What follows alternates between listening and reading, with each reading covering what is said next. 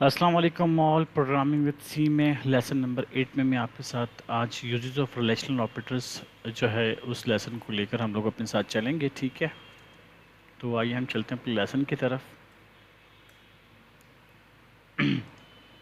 तो इसमें आप देखें थोड़ा सा, मैं ये मेरी वही लास्ट स्लाइड है जो मैंने आपको ऑपरेटर्स के दरमियान के दौरान जब मैं आपको समझा रहा था कि एक्सप्रेशंस क्या होती हैं, तो उसमें हम एक्सप्रेशन को परफॉर्म करने के लिए अर्थमेटिक ऑपरेटर का इस्तेमाल करते हैं। अर्थमेटिक ऑपरेटर्स आपको बहुत अच्छे से पता है, जो मैं बता चुका हूँ, प्लस माइनस मल्टीप्लाई डिवाइड और रिमाइंडर। ठीक है, तो वो सब के सब आप यूज़ करना अच्छे से समझ चुके हैं और उसका यूज़ भी आपको वेरिएबल्स के साथ भी वो प्रोसेस करना आ चुका है। अच्छा, रिलेशनल ऑपरेटर्स की तरफ अगर मैं आता हूँ तो वो हमारे पास क्या है।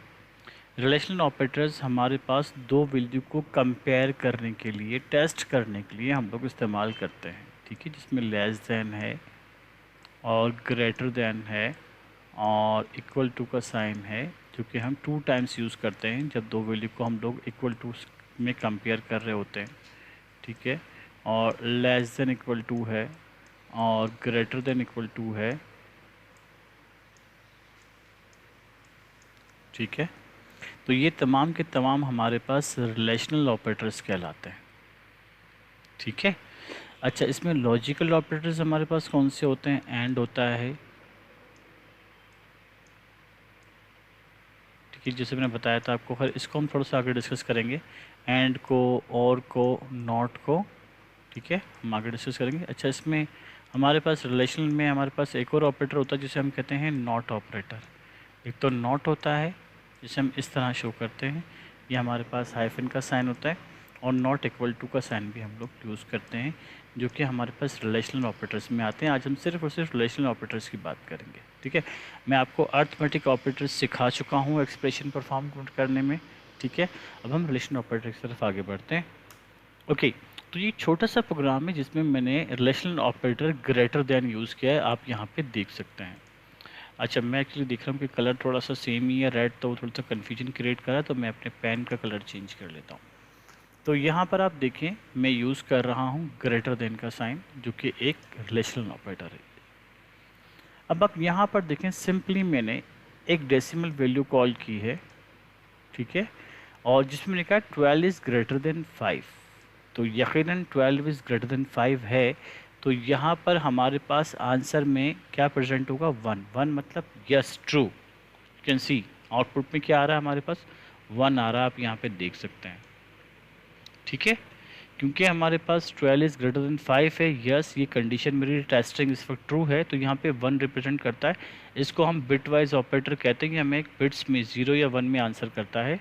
ठीक है, मतलब इसका मतलब ये कि वी आर सेइंग इस दिस कंडीशन इज़ ट्रू। इस वक्त हमारे पास 12 इज़ ग्रेटर देन 5, तो ये जो है हमने जो इसको स्टेटमेंट दिया ये एक्चुअली ट्रू है, तो यहाँ पे 1 रिप्रेजेंट कर रहा है।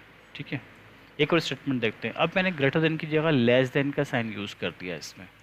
ठीक है, अब मेरे पास आंसर क्या आएगा, 0। मीन्स कि ये टेस्टिंग जो है इस वक्त फेल हो गई है। नो, ऐसा नहीं है, 12 इज़ नॉट लेस देन 5, तो यहाँ पे क्या रिप्रेजेंट कर रहा है, ये 0 रिप्रेजेंट कर रहा है। ठीक है, ओके, यहाँ पर आप देखें, अब ये सवाल है आप लोगों के लिए कि what will be the output of the following programme. ठीक है, जिसमें आप देख सकते हैं मैंने एक ऑपरेटर यूज़ किया इजिकल्स टू।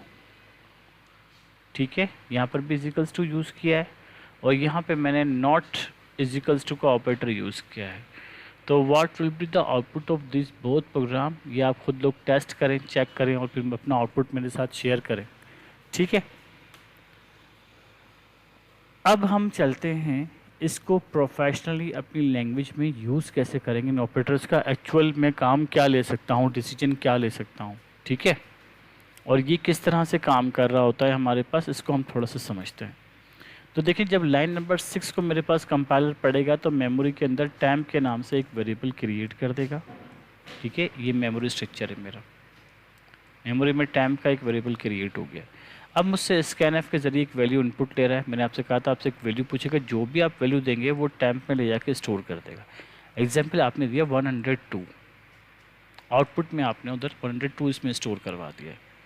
तो आपके पास इस टाइम की वैल्यू क्या हो चुकी है, 102 हो चुकी है। अब वो चेक कर रहा है कि अब ये हम यूज़ कर रहे हैं इफ़ का फंक्शन, जो कि टेस्टिंग करता है, एक डिसीजन मेकिंग में हमें हेल्प करता है कंप्यूटर में, जो कंप्यूटर खुद फैसला कर सकता है, ठीक है, कि अगर मेरे पास टेम्परेचर जो है वो ग्रेटर देन है 98 से, और वो चेक करेगा कि 102 है, 90 मेरे पास मेमोरी में टेम्प की वैल्यू, तो 102 इज ग्रेटर देन 98, यस, तो वो क्या प्रिंट करेगा, यू हैव फीवर।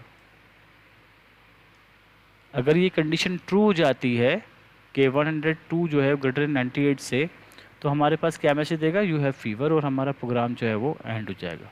अदरवाइज़ क्या होगा, हमारे पास वो एक मैसेज शो करेगा, योर टेम्परेचर इज़ नॉर्मल, आपका टेम्परेचर जो है वो नॉर्मल है। अगर ये कंडीशन ट्रू नहीं होगी तो वो इफ़ को छोड़ के इस स्टेटमेंट नंबर 9 को स्किप कर देगा और स्टेटमेंट नंबर 11 पे चला जाएगा।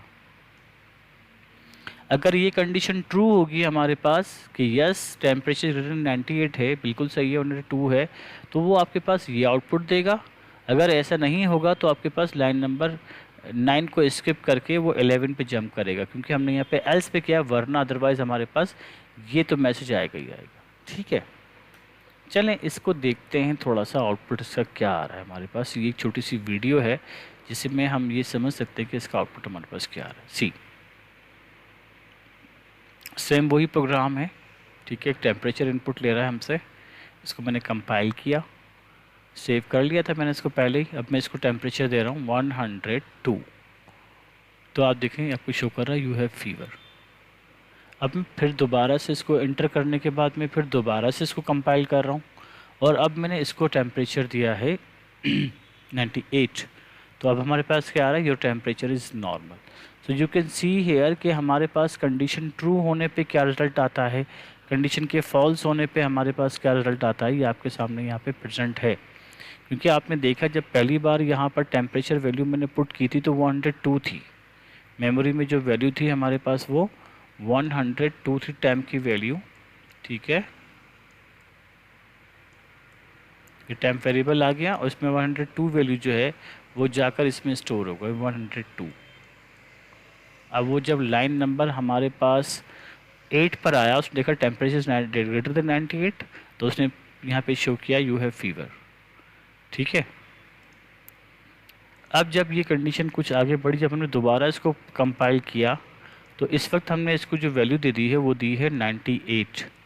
ठीक है, तो 98 हमारे पास चूँकि अब वैल्यू मेमोरी में रिप्लेस हो चुकी है इसकी, तो अब हमारे पास टाइम की वैल्यू क्या है 98 है। 98 नॉट ग्रेटर देन 98, 98 तो 98 के बराबर ज़रूर है लेकिन ग्रेटर तो नहीं है ना उससे। तो ऐसी कंडीशन में एक कंडीशन फॉल्स हो गई तो वो लाइन नंबर 9 को स्किप करके लाइन नंबर 11 पे जंप कर जाएगा, यू कैन सी है।